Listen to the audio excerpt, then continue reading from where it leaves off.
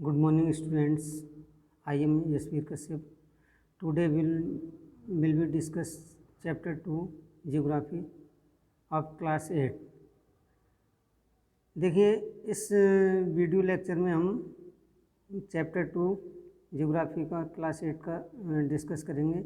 इसमें देखिए इसका ये सेकंड वीडियो लेक्चर है। हमारा फर्स्ट वीडियो लेक्चर में हमने डिस्कस किया था लैंड और उसके कंजर्वेशन के बारे में, ठीक है, लैंड के बारे में डिस्कस किया था। और नेक्स्ट पॉइंट इसमें हम सेकंड वीडियो लेक्चर में इसमें हम सॉइल के बारे में हम यहाँ डिस्कस करेंगे। आपका ये पॉइंट है सॉइल, ठीक है। तो व्हाट इज़ सॉइल, सॉइल क्या होती है, ये हमारे लिए क्यों इम्पोर्टेंट है और हम इसको कैसे कंजर्व रख सकते हैं, ठीक है, इस सब के बारे में इस वीडियो लेक्चर में हम डिस्कस करेंगे। तो चलिए स्टार्ट करते हैं। देखिए soil what is soil, soil क्या होती है। तो the thin layer of granny substance covering the surface of the earth is called soil. यानी कि सॉइल आपकी एक थिन लेयर होती है, ठीक है, जो ग्रेनी सब्सटेंस से कवर होती है ऑफ द सरफेस को कवर किए होती है। ग्रेनी सब्सटेंस से एक थिन लेयर होती है, वो अर्थ सरफेस को कवर किए हुए होती है, इसी को हम सॉइल कहते हैं। सॉइल में जैसे जो हमारा अर्थ सरफेस होता है, इस पर एक बहुत पतली सी लेयर होती है, ठीक है, और जो आपकी किसकी होती है, ग्रेनी सब्सटेंस की होती है, ठीक है। और ये ग्रेनी सब्सटेंस इसको अर्थ सरफेस को कवर किए हुए होते हैं, और ये जो थिन लेयर होती है इसी को हम क्या कहते हैं, सॉइल कहते हैं। Clear students. It is closely linked to land forms determine the type of soil. Soil is made up organic matter, minerals and weathered rocks found on the earth. अब देखिए जो सॉइल होती है वो आपके किन चीज़ों से बनी हुई होती है, कैसे फॉर्म होती है, ठीक है, कैसे बनती है, उसके बारे में इसमें दिया हुआ है कि it is closely linked to land. ये लैंड के बिल्कुल क्लोजली लिंक्ड होती है। और land forms determine the type of soil. और जो लैंड फॉर्म्स होते हैं, ठीक है, जो लैंड फॉर्म्स होते हैं, जहाँ जैसा लैंड फॉर्म्स होगा वहाँ की सॉइल उसी पर डिटरमाइन करती है। यानी कि जो लैंड फॉर्म्स होते हैं वही डिटरमाइन करते हैं टाइप ऑफ सॉइल। सॉइल किस टाइप की हो सकती है, मतलब लैंड फॉर्म से हमें बताते हैं, वही निर्धारित करते हैं कि टाइप ऑफ सॉइल, यानी कि सॉइल किस टाइप की होगी वो, ठीक है। Soil is made up of organic matter. और जो सॉइल होती है वो बनी होती है आपके ऑर्गेनिक मैटर होते हैं, उसमें मिनरल्स होते हैं, एंड वेदर्ड रॉक्स होती है। जो वेदर्ड रॉक्स होती है, जो मतलब छोटे छोटे टुकड़ों में, छोटे छोटे पार्ट्स में डिवाइड हो जाती हैं रॉक्स, ठीक है, जो अर्थ पर ये फाइंड की जाती है, पाई जाती है, ठीक है। तो इसी से ये सॉइल बनी होती है। Clear. This happens through the process of weathering. और ये जो सॉइल बनने की जो प्रोसेस होती है, ठीक है, हैं, ये कैसे होती है, जैसे प्रोसेस ऑफ वेदरिंग की प्रोसेस से, वेदरिंग प्रोसेस कहते हैं जो मतलब ऐसी प्रोसेस जिसमें जो बड़े बड़े रॉक्स होते हैं उनको बहुत छोटे छोटे पार्ट्स में टूट जाते हैं वो, और एक तरह से स्मॉल पार्ट्स हो जाते हैं उसके, और यही वेदरिंग सिस्टम कहलाता है, ठीक है। The right mix of minerals and organic matter make the soil fertile. और जो इसमें मिनरल्स मिक्स होते हैं सॉइल में, जो मिनरल्स मिक्सअप हो जाते हैं, ठीक है, ऑर्गेनिक मैटर होते हैं वो मिक्स हो जाते हैं, तो ये इसको फर्टाइल बनाते हैं सॉइल के लिए। यानी कि सॉइल बहुत ज़्यादा उपजाऊ हो जाती है अगर इसमें मिनरल्स और आपके ऑर्गेनिक मैटर्स मिक्स हो जाते हैं। Clear students. देखिए नेक्स्ट है हमारा ये आपका ये है सॉइल प्रोफाइल का डायग्राम दिया हुआ है, ठीक है। तो सॉइल प्रोफाइल में क्या होता है कि इसमें सबसे डाउन में क्या होती है, जैसे पेरेंट रॉक होती है, जैसे ये आपकी पेरेंट रॉक, ठीक है। इसके बाद आपकी वेदर्ड रॉक मटेरियल होते हैं, और पेरेंट रॉक से क्या होते हैं, वेदर्ड रॉक मटेरियल बन जाते हैं, और जो ये पार्ट्स इसका दिया हुआ है वेदर्ड रॉक मटेरियल्स का, ठीक है। इसके बाद सब soil with sand silt and clay, और ये सब सॉइल होती है, ये वाली ये है, ये सब सॉइल होती है, और इसमें क्या होता है कि सैंड होती है, सिल्ट होती है और क्ले होती है इसमें, ठीक है। और सबसे जो टॉप लेयर होती है इसकी, टॉप में क्या होता है, इसके टॉप लेयर ये आपकी, ये देखिए ये बहुत पतली सी लेयर है ये, ठीक है। ये टॉप सॉइल कहलाती है इसकी, top soil with humus and vegetation, और इसी में ह्यूमस और वेजिटेशन होते हैं, जैसे वेजिटेशन ये हैं आपके, ठीक है, क्लियर।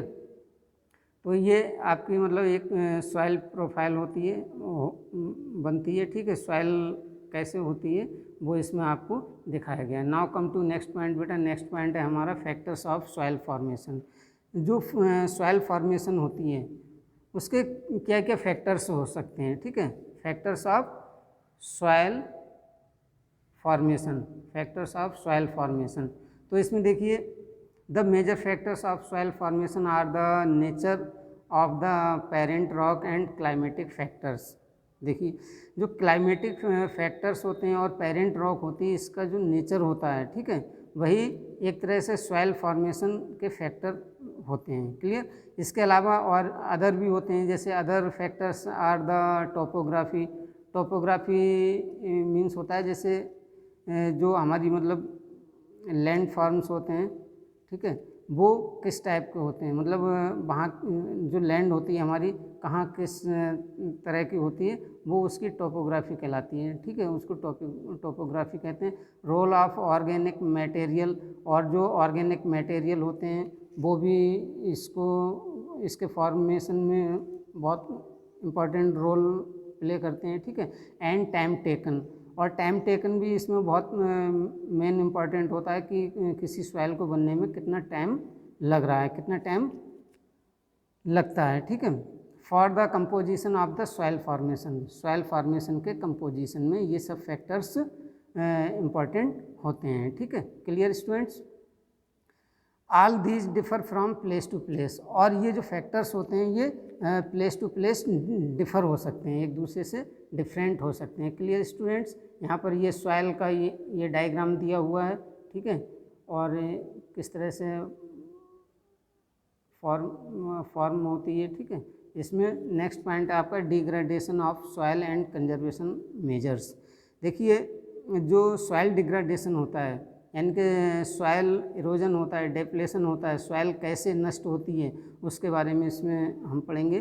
देखिए soil erosion and depletion are the major threats to soil as resources, ठीक है। देखिए जो सॉइल इरोजन होता है और डेप्लेशन होता है, ठीक है, ये major threats of soil as resources, जो हमारा सॉइल रिसोर्सेस है उसको बहुत ज़्यादा ये नुकसान पहुंचाता है, बहुत उसके लिए ये खतरनाक होता है सॉइल इरोजन। भाई जैसे मान लिया हमारी जो फर्टाइल सॉइल है, ठीक है, और उस पर अगर सॉइल इरोजन हो रहा है किसी भी तरह से, ड्रॉट की वजह से या एयर की वजह से या ह्यूमन बीइंग की वजह से, तो वो क्या है कि उस जो हमारी सॉइल एक रिसोर्स के रूप में है, वो उसके लिए बहुत बड़ा खतरा बन जाती है, बहुत उसको थ्रेट करती है, ठीक है। Both human and natural factors can lead to degradation of soil. Both, देखिए बेटा इसमें बताया कि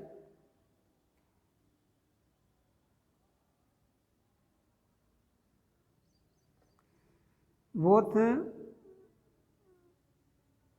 डिग्रेडेशन, बोथ आपका both human and natural factors can lead to degradation of soil. Human being और जो नेचुरल फैक्टर्स होते हैं, इन दोनों तरह से सॉइल का डिग्रेडेशन हो सकता है, होता है, ठीक है। Factors which lead to soil degradation are deforestation, और इसके जो फैक्टर्स हैं, ठीक है, सॉइल डिग्रेडेशन के, वो हैं आपके डिफॉरेस्टेशन है। डिफॉरेस्टेशन मीन्स जैसे जो फॉरेस्ट होते हैं उनको बहुत अधिक काटते जाते हैं। जब फॉरेस्ट हमारे बहुत अधिक संख्या में कटते जाते हैं तो क्या होता है कि जो हमारी सॉइल है वो एक तरह से उस पर मतलब वो एकदम खुली हो जाती है, ठीक है, और जिसकी वजह से क्या होता है कि जो वाटर है वो उसको मतलब इरोज करता चला जाता है, उसको उसका कटान करता चला जाता है। लेकिन जो फॉरेस्ट होते हैं वो वाटर के फ्लो को कम करते हैं, और जब उसका फ्लो कम होता है तो इससे जो हमारा सॉइल इरोजन है वो भी कम होता है। ठीक है, तो इस तरह से डिफॉरेस्टेशन है। ओवर ग्रेजिंग जैसे हमारे जो प्लेन्स होते हैं, मैदान होते हैं जो मतलब जिन पर बहुत ज़्यादा ग्रास वगैरह होती है, तो उससे क्या होता है कि उस पर अगर हम बहुत ज़्यादा ओवर ग्रेजिंग कर रहे हैं, ओवर ग्रेजिंग जैसे बहुत अधिक जानवरों को हम वहाँ चरा रहे हैं, एनिमल्स के लिए चरा रहे हैं, ग्रेज करा रहे हैं वहाँ पर, तो क्या होता है कि उसकी जो ग्रास होती है वो एक तरह से ख़त्म होने लगती है, और ख़त्म होने के साथ साथ जो सॉइल है उसको भी उससे बहुत ज़्यादा नुकसान होने लगता है। ठीक है, over use of chemicals, fertilizers और pesticides, rain wash, landslides and floods. Over use of chemicals, और जो केमिकल्स हैं उनका बहुत अधिक यूज़ करना, ठीक है, ओवर यूज करना उनका, फर्टिलाइजर्स का ओवर यूज करना, पेस्टिसाइड्स का, rain wash, landslides and floods, ये सभी सॉइल डिग्रेडेशन के मेन फैक्टर्स हैं जिनकी वजह से सॉइल डिग्रेडेशन बहुत तेज़ी से होता है। Clear students? Now come to next point, some methods of soil conservation. Some methods of soil conservation, यहाँ पर देखिए कुछ अब देखिए जब इस तरह से सॉइल डिग्रेडेशन होता है तो क्या होता है कि यहाँ पर इसको हमें कंजर्व करना भी हमारा बहुत दायित्व बनता है। हमें इसको कंजर्व करना चाहिए, वरना अगर सॉइल इरोजन होता रहेगा तो क्या होगा, जो हमारी फर्टाइल सॉइल होगी वो नष्ट हो जाएगी, और हमारे लिए जो भी ग्रेन्स होते हैं, जो अनाज होते हैं, जो क्रॉप्स होती हैं, वो बिल्कुल भी नहीं हो पाएंगी। ठीक है, तो इसको हमें कंजर्व करने के लिए बहुत ज़्यादा प्रयास करने चाहिए। ठीक है, इन मेथड्स को, यहाँ पर कुछ मेथड्स बताए गए हैं जिससे हम सॉइल कंजर्व कर सकते हैं। ठीक है, फर्स्ट है बेटा, फर्स्ट है आपका मल्चिंग। फर्स्ट क्या है? मल्चिंग। देखिए मल्चिंग क्या होता है? Mulching, the bare ground between plants is covered with a layer of organic matters like straw, it helps to retain soil moisture.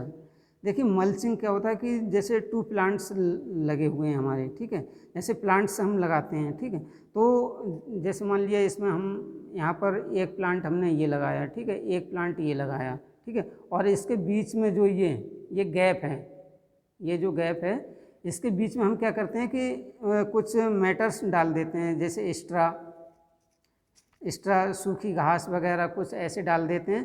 तो क्या होता है कि जो ये यहाँ की सॉइल होती है वो बहुत ज़्यादा मतलब मॉइस्चर रहता है, उसमें बहुत नमी रहती है उसमें एक तरह से, ठीक है, और इस तरह से क्या होता है कि इसका मतलब इरोजन भी नहीं हो पाता है। ठीक है, तो इस तरह से ये एक्स्ट्रा हम इसमें डाल देते हैं। It helps to retain soil moisture, और ये सॉइल मॉइस्चर को रिटेन होने में हेल्प करती है। ठीक है, रिटेन होने में इसकी हेल्प करती है। It helps to retain soil moisture. Clear?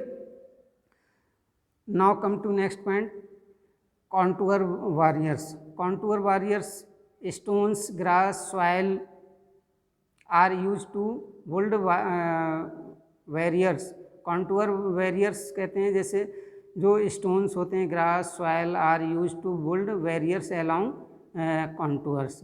देखिए जो स्टोन्स होते हैं, ग्रास होती है, सॉइल होती है, इससे हम क्या करते हैं कि कॉन्टूर बैरियर्स बना देते हैं।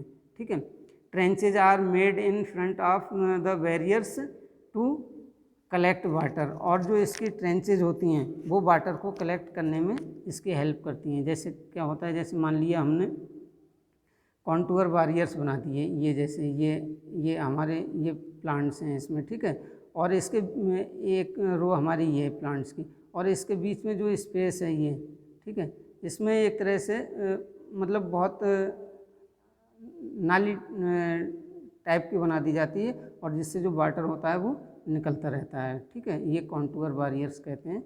कॉन्टूर कहते हैं जैसे इसका जो ये पार्ट्स होता है जहाँ पर प्लांट्स लगाए जाते हैं, ये वाले पार्ट्स पर ये थोड़ा उठा हुआ होता है, ठीक है, और ये जो बीच का पार्ट्स होता है ये थोड़ा नीचा होता है, जिससे क्या होता है कि जो वाटर होता है वो इसके थ्रू निकलता रहता है और हमारा जो ये सॉइल इरोजन है ये नहीं हो पाता है। क्लियर?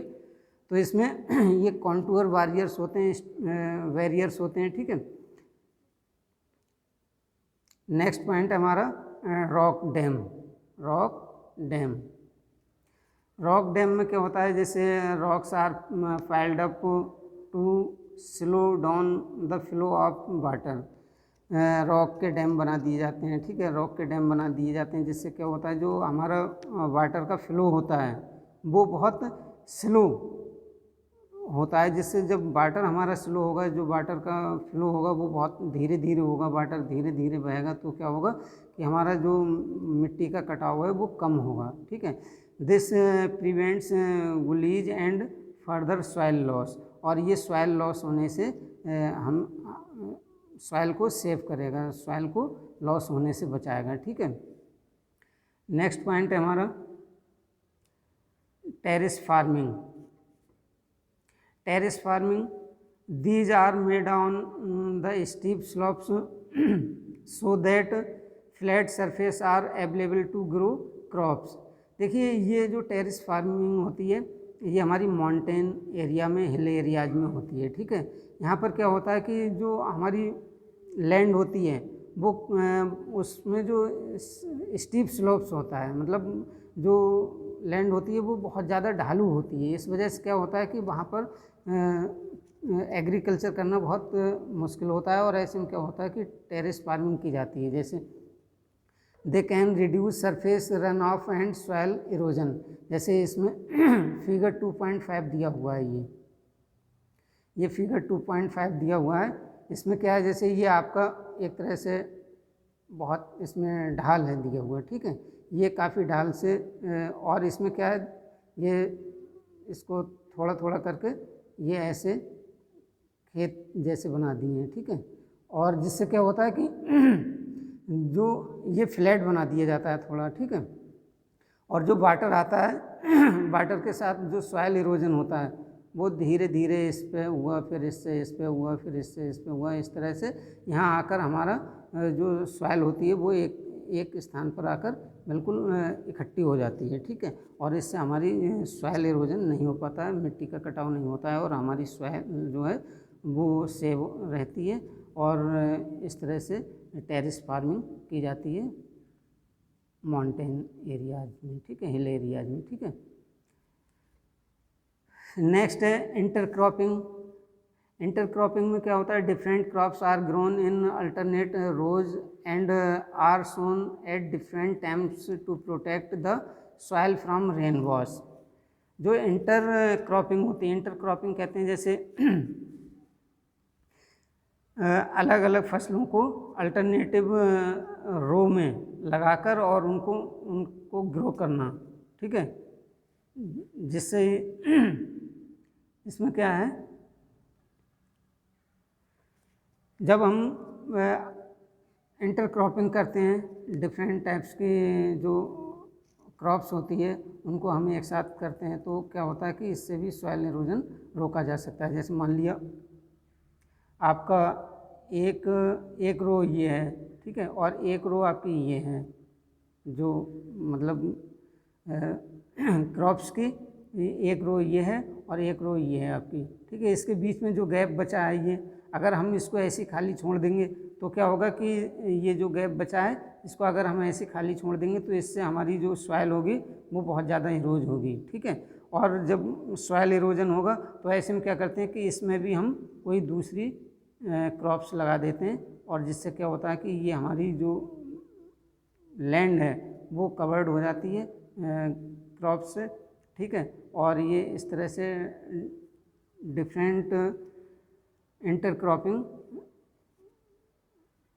क्रॉप्स को हम ग्रो करते हैं, ठीक है, डिफरेंट टाइम्स में। नेक्स्ट है कॉन्टूर प्लोइंग।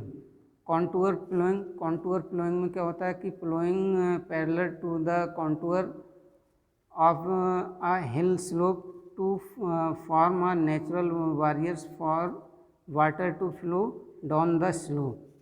इसमें क्या होता है बेटा, जैसे कि इसमें कॉन्टूर प्लोइंग में क्या होता है, ploughing parallel to the contour. जैसे ये आपका दिया हुआ है 2.6, ये 2.6 में ये दिया हुआ है ये, ठीक है। इसमें क्या है कि ये देखिए ये आपके जो क्रॉप्स हैं ये, ठीक है, और इसके बीच में ये आपके स्पेस दिया हुआ है। तो इसमें क्या है कि यहाँ पर कॉन्टूर प्लोइंग की जाती है, ठीक है, और जिससे क्या होता है कि जो हमारी सॉइल है वो काफ़ी सेव हो जाती है इससे, ठीक है, कॉन्टूर प्लोइंग से, ठीक है। Contour of hills slope to form are natural barriers for water to flow down the slope, और इसके बीच में मतलब जो वाटर होता है वो फ्लो होता रहता है, clear. Shelter belts, shelter belts में क्या होता है कि in the coastal and dry regions rows of trees are planted to check the wind movement to protect soil cover. Shelter जैसे 2.7 में ये दिया हुआ है, 2.7 में एक तरह से ये शेल्टर बेल्ट्स लगा दी जाती है ट्रीज़ की, ठीक है। इसमें ये जैसे ये ट्रीज़ की एक रो बना दी है, ठीक है, और इससे क्या है कि जो इसके अंदर जैसे ये जो फील्ड है आपका खेत है ये, इसकी जो सॉइल है वो इस रो से ट्रीज़ की वजह से बाहर नहीं जाएगी, ठीक है। इस तरह से ये एक तरह से शेल्टर बेल्ट का वर्क करता है, क्लियर। तो इसमें क्या है कि शेल्टर बेल्ट का ये कोस्टल एरियाज में और ड्राई रीजन में ऐसा होता है, ठीक है। रोज ऑफ ट्रीज की एक ट्री को रो में लगा दिया जाता है, are planted to check the wind movement, और जो विंड का मूवमेंट होता है उसको चेक करके एक मतलब प्लांट की रो लगा दी जाती है जो प्रोटेक्ट सॉइल कवर, जो सॉइल को प्रोटेक्ट रखती है, क्लियर। नेक्स्ट पॉइंट है हमारा वाटर। देखिए वाटर में क्या होता है, जैसे ये पॉइंट है आपका वाटर, ठीक है।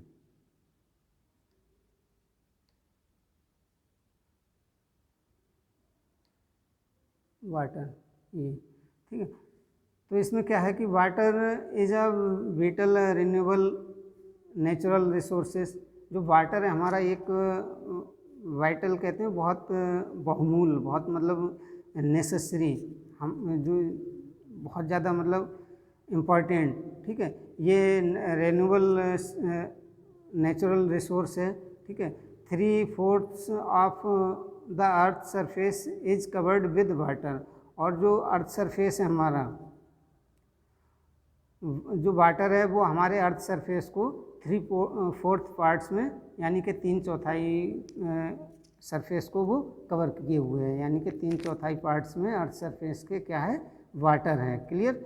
It is therefore appropriately called the water planet, इसीलिए इसको वाटर प्लानेट कहा जाता है। जब यहाँ पर 3/4 पार्ट्स में वाटर है तो इसीलिए इसको क्या कहते हैं, वाटर प्लानेट कहते हैं, ठीक है। It was in the primitive ocean that life began to almost 3.5 billion years back.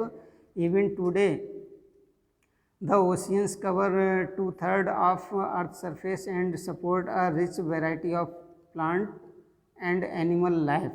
और इसमें देखिए बताया गया कि लगभग 2/3 पार्ट्स जो है वो ओशियन में है, मतलब जो वाटर है वो 2/3 पार्ट्स उस ओशियन में है, ठीक है, अर्थ सरफेस के ओशियन में है, ठीक है।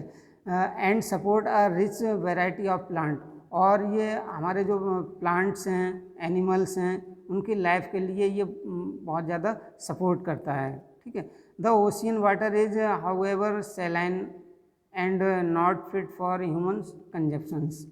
और जो ओशियन वाटर है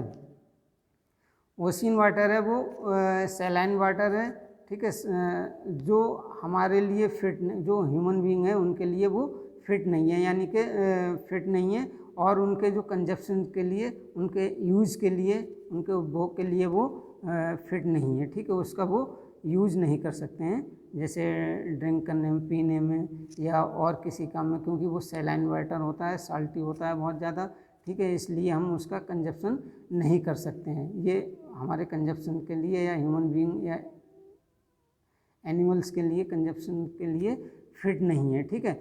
fresh water accounts for only about 2.7%, और जो फ्रेश वाटर है वो केवल 2.7% है अर्थ पर, ठीक है। अर्थ पर 2.7% फ्रेश वाटर है। Nearly 70% of this occurs as ice sheets and glaciers in Antarctica, Greenland and mountain regions.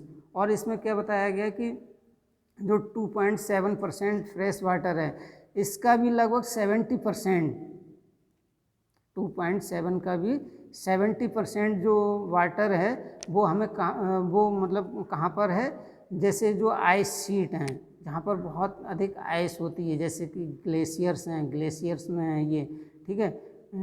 70% इसका 2.7 का फ्रेश वाटर का जो 70% है वो आइस शीट में है, ग्लेशियर्स में, जो कहाँ पर पाए जाते हैं, आपके अंटार्कटिका में पाए जाते हैं, ग्रीनलैंड में पाए जाते हैं एंड माउंटेन रीजन्स में पाए जाते हैं, ठीक है।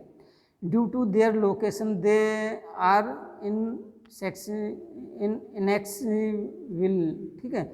और ये हमारे लिए इनएक्सेसिबल है क्योंकि जो ये इनकी जो लोकेशन है, इनकी लोकेशन जो आइस शीट्स हैं, ग्लेशियर्स हैं, इनकी लोकेशन की वजह से ये हमारे लिए अप्राप्त है, यानी कि ये वाटर हम प्राप्त नहीं कर सकते हैं, हमारे लिए ये यूज में नहीं आ सकता, क्योंकि ये हमसे काफ़ी अलग हैं, काफ़ी मतलब ऐसी जगह है जहाँ पर हमारी पहुँच भी नहीं है, ठीक है।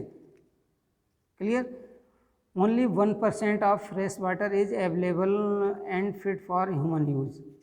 केवल 1% वाटर जो है वो अवेलेबल है and fit for human use, और ह्यूमन यूज के लिए वो फिट है, यानी कि वो उसको ड्रिंक कर सकते हैं और भी अपने यूज में ले सकते हैं, ठीक है। 1% वाटर ही हमारे लिए, हमारे कंजप्शंस के लिए यूजफुल है, हमारे लिए यूजफुल है, ठीक है। It is found as ground water, और ये जो 1% वाटर है वो आपके ग्राउंड वाटर से अवेलेबल होता है, प्रोवाइड होता है, ग्राउंड वाटर से हमें मिलता है, ठीक है। एज सरफेस वाटर, और सरफेस वाटर है इन रिवर्स से, लेक से एंड वाटर वेपर से इन द एटमॉस्फेयर, जो एटमॉस्फेयर में वाटर वेपर होता है इससे भी हमें ये प्राप्त होता है। Clear. Fresh water is therefore the most precious substance on earth, और जो फ्रेश वाटर है वो अर्थ पर बहुत ज़्यादा मोस्ट प्रीशियस है, यानी कि बहुत ज़्यादा बहुमूल्य है, बहुत कीमती है वो हमारे लिए, ठीक है। Fresh water can neither be added और nor subtracted from the earth, और जो वाटर है उसको ना तो हम ऐड कर सकते हैं, यानी कि ना तो हम उसको बढ़ा सकते हैं, ठीक है, और ना ही उसको सब्ट्रैक्ट कर सकते हैं, यानी कि और ना ही हम उसको कम कर सकते हैं। It's total volume remains constant, और इसका जो टोटल वॉल्यूम है वो कांस्टेंट रहता है, यानी कि स्थिर रहता है, वो उसका जो वॉल्यूम है ना कम होता है ना ज़्यादा होता है, ठीक, कांस्टेंट रहता है। Its abundance only seems to vary because it is in the constant motion cycling through the oceans, और जो इसका ये कांस्टेंट मोशन है, ठीक है, ये वाटर साइकिल के द्वारा मतलब कांस्टेंट रहता है, ठीक है।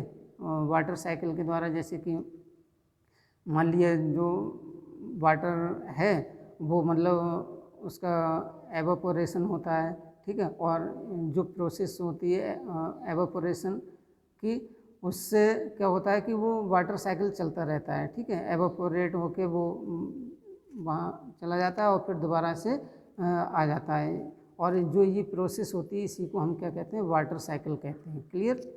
क्या कहते हैं इसको, वाटर साइकिल कहते हैं बेटा, ठीक है। Now come to next point बेटा। नेक्स्ट पॉइंट है हमारा human use amounts of water not only for drinking and washing but also in the process of production. जो ह्यूमन यूज है, ह्यूमन्स के लिए जो ह्यूज अमाउंट्स ऑफ वाटर हैं, जो वाटर का एक अमाउंट्स है, not only for drinking and washing, ठीक है, वो केवल ड्रिंकिंग के लिए वॉशिंग के लिए ही यूज़ नहीं किया जाता है।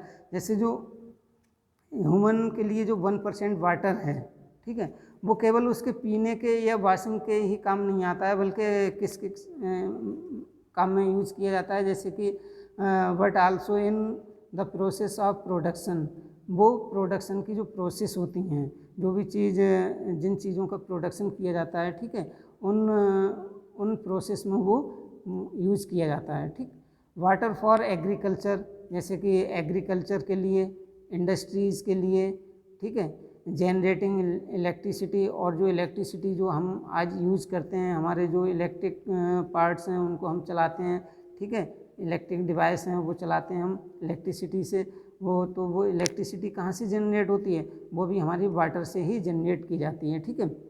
थ्रू रिजर्वियर ऑफ डैम्स, जो कि डैम्स में रिजर्व किया हुआ वाटर होता है, उससे वो जनरेट की जाती है। आर अदर यूजेज, और ये उसके अदर यूजेज हैं वाटर के, ठीक है। वाटर हम पीने के लिए भी यूज़ करते हैं, और आपके जो प्रोडक्शन प्रोसेस है उसके लिए भी यूज़ करते हैं, इलेक्ट्रिसिटी में यूज़ करते हैं, ठीक है। इन यूजेज में हम उसको लेते हैं, ठीक है। नेक्स्ट पॉइंट है इंक्रीजिंग पॉपुलेशन, जैसे कि पॉपुलेशन बहुत तेज़ी से इंक्रीज हो रही है, rising demands for food and cash crops, increasing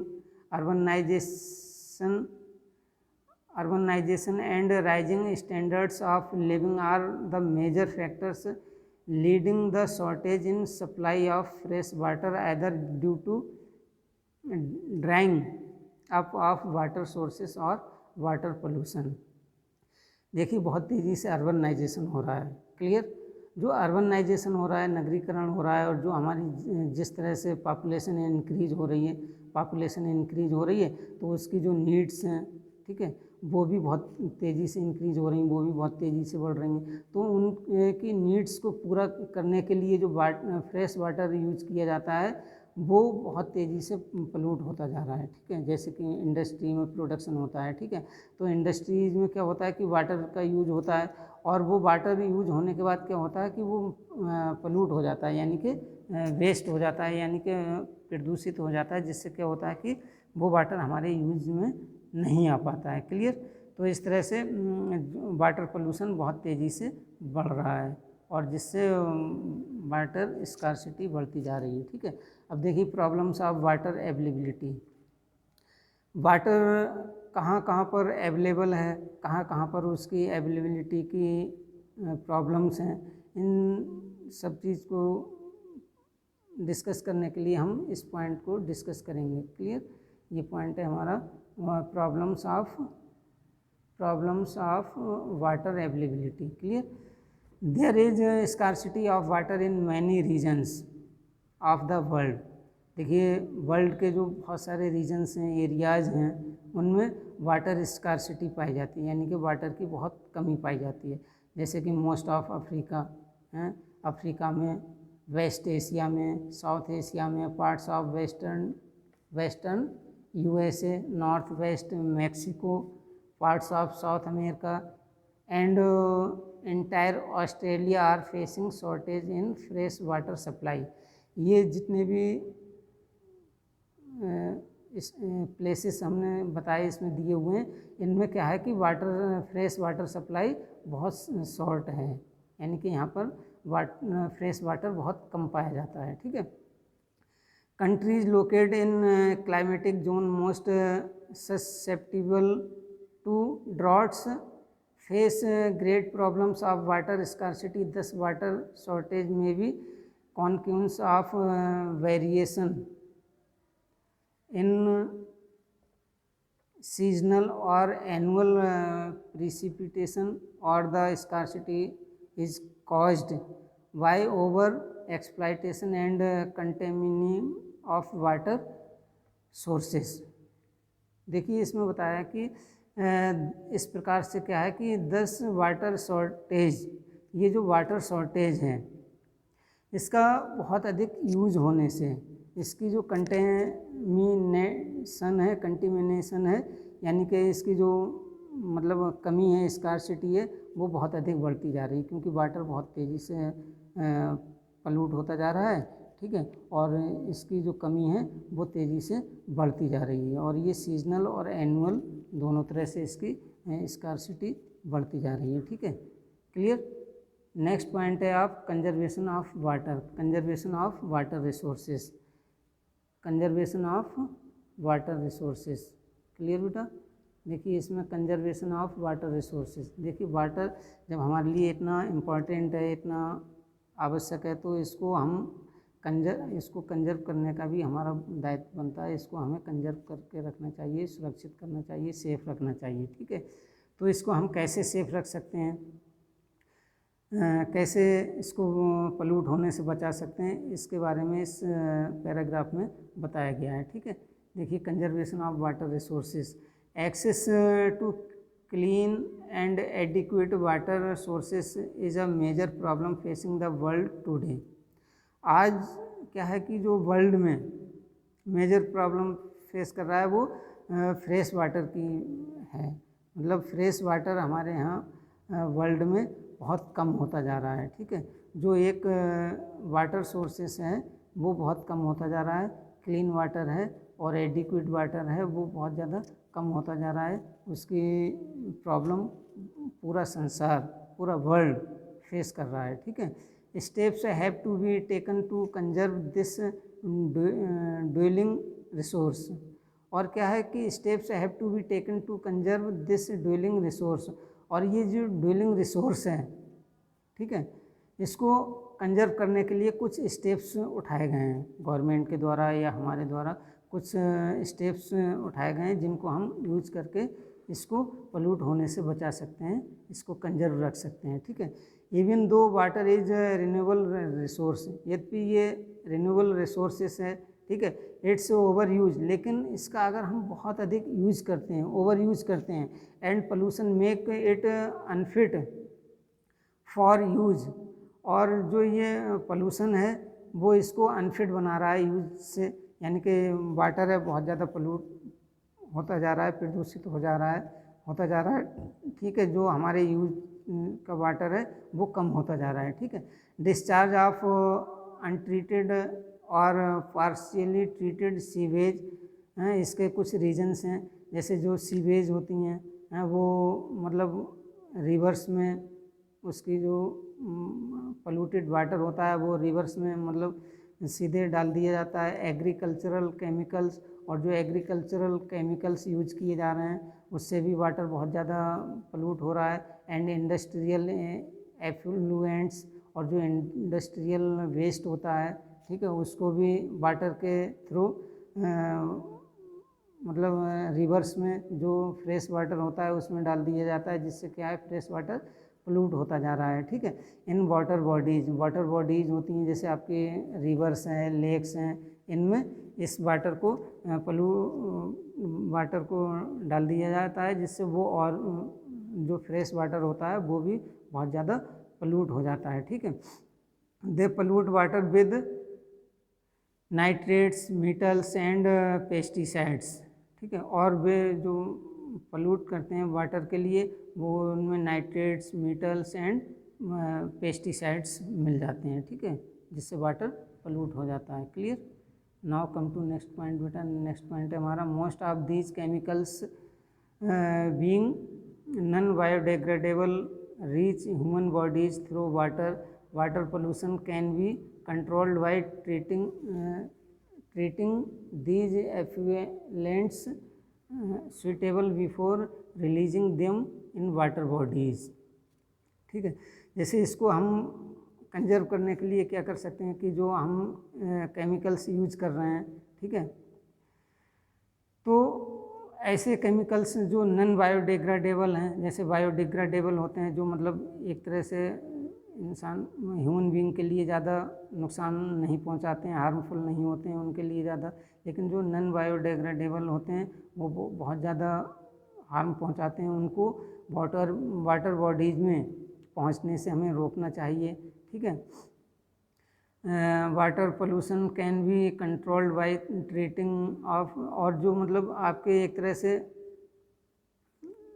chemicals होते हैं, ठीक है, जो वेस्ट वाटर होता है, जो पोल्यूटेड वाटर होता है, ठीक है, उसको हमें वाटर बॉडीज़ में जाने से रोकना चाहिए, ठीक है, यानी कि उसको हमें वाटर बॉडीज़ में जो फ्रेश वाटर बॉडीज़ हैं उनमें हमें उसको नहीं फ्लो करना चाहिए, ठीक है, और उसके अलावा कुछ वेस्ट भी हम उसमें डाल देते हैं, वो ऐसा हमें नहीं करना चाहिए। Clear. Forest and other vegetation cover slow the surface run off the replenishes underground water, ठीक है, और जो फॉरेस्ट हैं एंड अदर वेजिटेशन है, फॉरेस्ट हैं अदर वेजिटेशन है, वो कवर स्लो द सरफेस हैं, वो सरफेस को कवर करती हैं, ठीक है, रन ऑफ रेपलेंस अंडरग्राउंड वाटर, जो अंडरग्राउंड वाटर होता है उसको और भी ज़्यादा वो बढ़ाती हैं, ठीक है, और उनको कवर करके रखती हैं अंडरग्राउंड वाटर के लिए, ठीक है।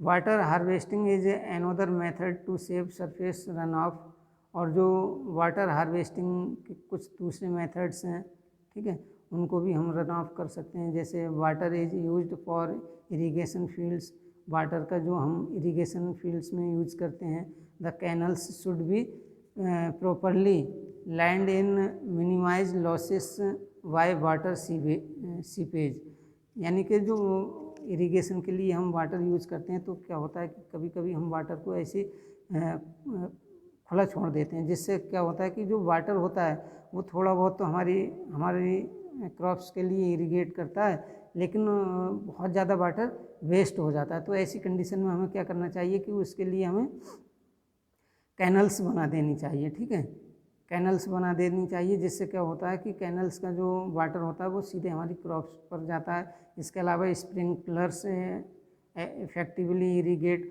और जो स्प्रिंकलर सिस्टम है इरीगेशन का, जैसे ये है स्प्रिंकलर सिस्टम इसमें दिखाया गया है, इसमें क्या है कि वाटर है वो मतलब सीधे क्रॉप्स पर ही जा रहा है, यानी कि वाटर वेस्ट नहीं हो रहा है बिल्कुल भी, ठीक है, तो इसको भी यूज करके हम वाटर को सेव रख सकते हैं, ठीक है। और नेक्स्ट पॉइंट है इसमें दिया हुआ, sprinklers effectively irrigate the area bye checking water losses, और हमें वाटर लॉस को मतलब चेक करते रहना चाहिए कि कहीं से वाटर है वो लीकेज तो नहीं हो रहा है, ठीक है। In dry regions with high rates of evaporation drip of trickle irrigation is very useful, और जो ट्रिकल इरीगेशन है वो भी बहुत ज़्यादा यूजफुल होता है, ठीक है। ड्रिप और trickle irrigation is very useful for us, the valuable water resource can therefore be conserved by adopting these means of conservation. और इसमें क्या बताया गया कि जो हमारा वैल्यूएबल वाटर है, जो वैल्यूएबल वाटर रिसोर्सेस हैं, ठीक है, इस तरह से हम इसको कंजर्व कर सकते हैं, adopting these means of conservation, और इसका मतलब होता है कि वाटर को हम कंजर्व कर सकते हैं, इसी को हम कंजर्वेशन कहते हैं, यानी कि वाटर को बचा सकते हैं इस तरह से, ठीक है स्टूडेंट्स। क्लियर स्टूडेंट्स, तो इस वीडियो में बस हम इतना ही, और नेक्स्ट वीडियो में हम डिस्कस करेंगे natural vegetation and wildlife. तो natural vegetation and wildlife हम नेक्स्ट वीडियो में डिस्कस करेंगे। Thank you students.